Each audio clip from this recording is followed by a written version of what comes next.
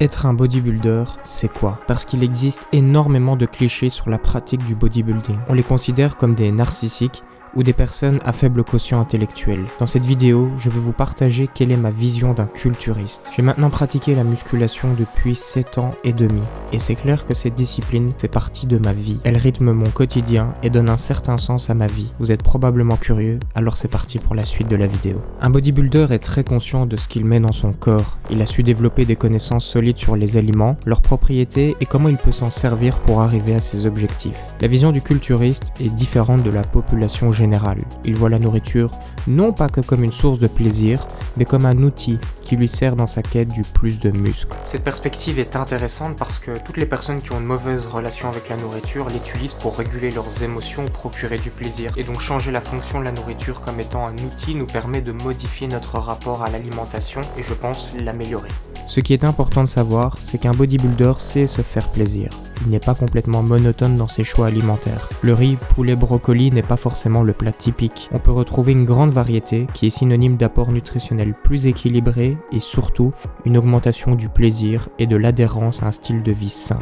Voilà, maintenant il est temps d'aller m'entraîner, c'est mon 3e entraînement de la semaine, une séance haut du corps avec un focus principal sur mes pectoraux et mon dos. C'est parti! Comment ne pas penser à l'entraînement quand on évoque le bodybuilding? Cette pratique requiert une discipline incroyable. Il faut parvenir à enchaîner plusieurs entraînements chaque semaine et le répéter sans fin. Cette rigueur est ce qui permet d'atteindre ses objectifs, mais aussi ce qui fait défaut à la majorité des personnes qui s'adonnent à cette pratique. Les culturistes sont souvent admirés pour cette discipline qu'ils arrivent à avoir tout au long de l'année. J'ai fait un petit calcul intéressant.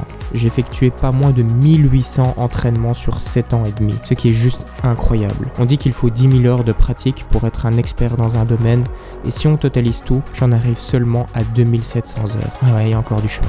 Voici quelques extraits de ma séance haut du corps. Il s'agit de la séance où je me concentre principalement sur mes pecs et mon dos, comme déjà expliqué dans ma vidéo précédente. Je fais un volume très modéré sur ses muscles. Revenons dans le sujet de la vidéo. Un bodybuilder est capable d'appliquer une tension optimale sur ses muscles. Cela se traduit par une exécution correcte et une proximité à l'échec suffisante. Il sait s'approcher de l'échec sans dégrader sa technique, ce qui selon moi différencie les pratiquants lambda des élites. L'entraînement est une opportunité unique pour se vider la tête, se concentrer dans l'instant présent. Beaucoup le verraient comme une corvée, mais pour un pratiquant confirmé, il s'agit d'une chance de pouvoir bouger, d'être en bonne santé et de se voir progresser de mois en mois.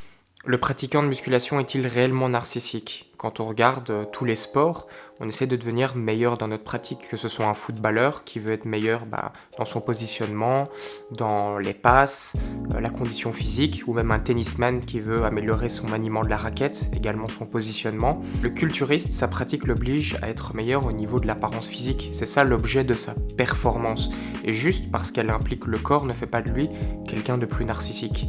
Je dirais même qu'un footballeur qui se fait regarder lors de son match du dimanche par je ne sais pas combien de personnes, on peut peut-être considérer ça comme étant plus narcissique qu'un bodybuilder qui s'entraîne dans son coin avec un t-shirt oversize et qui montre ses muscles à personne. La majorité des culturistes, ils le font pour eux-mêmes, ils le font souvent dans l'ombre sans se montrer aux gens. C'est clair que juste parce qu'elle implique le corps, on va souvent dire qu'ils sont narcissiques. Et s'arrêter juste à cette explication est un peu pauvre à mon goût. Lors de ma première compétition de bodybuilding naturel, je n'ai jamais rencontré autant de personnes qui étaient humbles et à l'inverse d'être narcissiques. Je pense également qu'il y a une jalousie collective à l'encontre de ces pratiquants qui arrivent à développer ce que la majorité des gens n'arriveront jamais. Je vais flatter un peu l'ego de tous les culturistes, mais développer un physique harmonieux et au-dessus de la normale est une prouesse que peu de gens accomplissent. Transformer son physique est un savoir, un art même, peut-être même un des arts les plus désirés sur la planète. Alors soyons fiers de ce que nous faisons, et le point suivant risque d'être intéressant. Alors, un bodybuilder peut commencer cette pratique pour des raisons plutôt externes, ça veut dire pour être vu, pour regagner de la confiance en soi, mais ce qui fait commun à tous les pratiquants sur le long terme, c'est plutôt un amour pour le processus plutôt que la destination finale. On a peut-être commencé donc pour les muscles, mais on va souvent rester pour l'entraînement, la nutrition, la récupération. Un bodybuilder est capable de faire preuve d'équilibre, de se faire plaisir. Il ne voit pas un aliment comme bon ou mauvais, mais comme faisant partie d'un équilibre qu'il convient de trouver. Cet équilibre pouvant fluctuer au cours d'une vie. En tout cas, je peux vous dire que je mange régulièrement du chocolat, que je bois un verre d'alcool, et au fur et à mesure du temps, j'ai su vraiment trouver cet équilibre entre plaisir et performance, Et une fois qu'on a trouvé cet équilibre, c'est juste incroyable, parce que ça nous permet de tenir un certain style de vie sur le long terme. Et donc oui, je fais quand même attention à ma santé la majorité du temps, mais il y a cette dose de plaisir qui est dans mon style de vie et qui me permet d'apporter cet équilibre global. Je ne suis pas trop extrême dans ma pratique, même si par phase, il faut être extrême, parce que c'est ce qui nous permet d'atteindre nos objectifs.